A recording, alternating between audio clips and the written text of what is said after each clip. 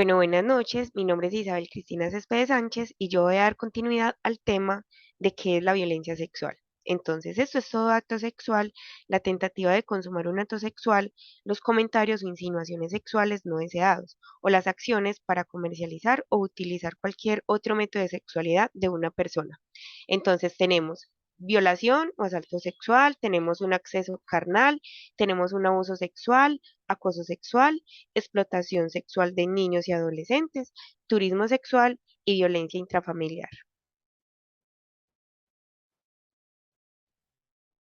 Bueno, la tasa de violencia sexual en Colombia en el 2020. Entonces, por motivo de violencia, la tasa de notificación nacional por cada 100 habitantes es de 39,3, para violencia física del 15,3, para violencia sexual del 13,5, para negligencia y abandono de 5,5, para violencia psicológica. Bueno, entonces, la tasa de violencia sexual en Colombia del 2020, entonces, en los casos de violencia sexual donde el agresor no es familiar, se evidencia que en el 26,8% de los casos el agresor es un desconocido. Y el escenario donde más frecuente se presentan los hechos de violencia de género e intrafamiliar es la vivienda con un 74% de los casos. Entonces, la violencia sexual, problema de salud pública. En el 2013, la Organización Mundial de la Salud afirmó que la violencia física o sexual es un problema de salud pública que afecta a más de un tercio de las mujeres en el mundo. Sus implicaciones y secuelas traen consecuencias en los entornos sociales, económicos y familiares de miles de personas e involucran graves problemas de tipo físico, psicológico, sexual e incluso reproductivo a corto y mediano plazo. ¿Cómo se inicia la atención de un código fucsia? Entonces, todas las instituciones de salud, públicas y privadas, están obligadas a prestar atención prioritaria a las víctimas de violencia sexual, según la resolución 459 del 2012 del Ministerio de Salud. Esto se presta en hospitales públicos o privados, en clínicas, en centrales de urgencias, centros de salud. Tenemos que triaje número uno es en las primeras 72 horas ocurrida la victimización. El triaje 2 luego de 72 horas después de los hechos.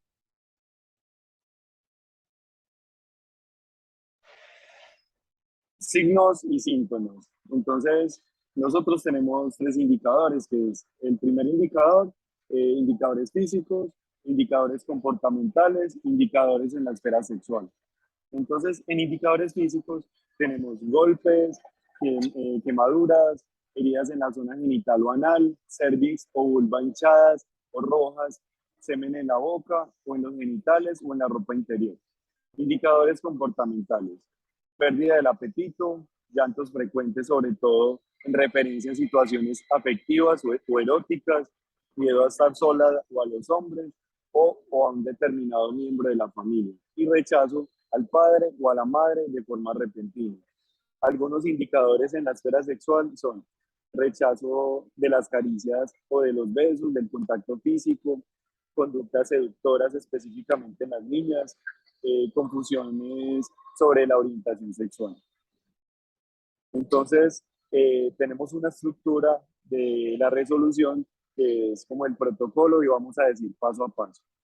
Entonces, el paso uno es la preparación de la comunidad para acceder a los servicios integrales de salud dirigidos a las víctimas de violencia sexual.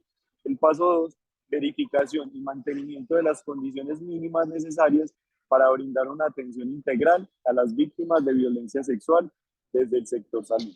Paso 3, recepción inmediata de las víctimas de violencia sexual en el servicio de urgencias médicas. Paso 4, realizar una completa valoración clínica inicial de la víctima. Paso 5, toma de pruebas diagnósticas necesarias para explorar el estado de salud de la víctima en la evolución inicial.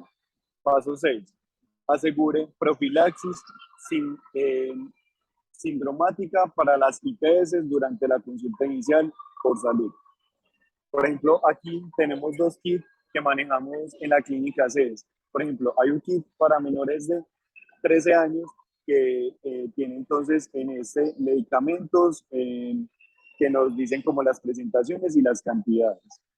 Y kit de mayores de 13 años, que entonces está la citromicina, metronidazol, levonorgestrel, dispositivos intrauterinos, antibióticos, entre otros.